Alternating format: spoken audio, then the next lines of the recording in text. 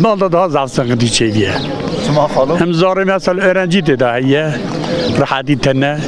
Hem mesela nüfusu malı, yiyecek malı, mal mesela bağlı mı ne? Az naat mesela zivar meyve bebem, yiyecek bebem, num bebem.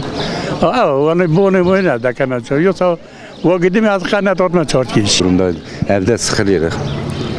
Ama bina medernayım sıkılmıştı ben. Dertine ihtiyacı malı he.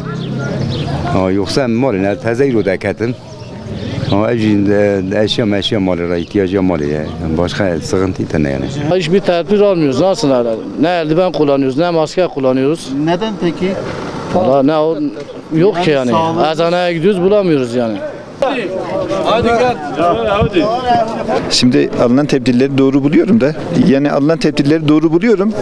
Yalnız tabii kimi insanlar var yemeğiyle çalışıyor. Yani cebinde onun evine götüreceği ekmek parası yok. Haliyle o insanın çalışması lazım. Mesela buradaki görüyorsunuz el arabacılar var. Bu adam günlük geçimini yapıyor. Yani bunun için devletin bunlara bir yardımda bulunması lazım.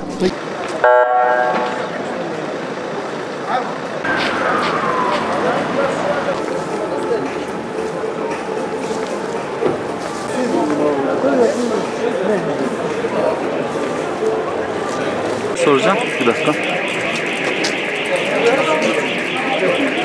Bizim halkımız aslında virüsten korktuğu yok. Sadece virüsün yarattığı yan etkiler, işsizlik, yoksulluk, geçimsizlikten dolayı bizim korkumuz bu.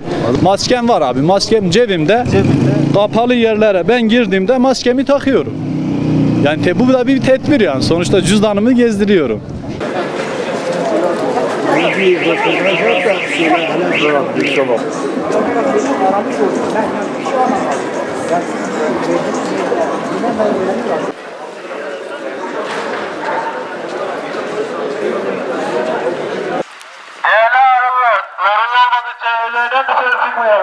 Aranızdaki mesafeyi koruyalım.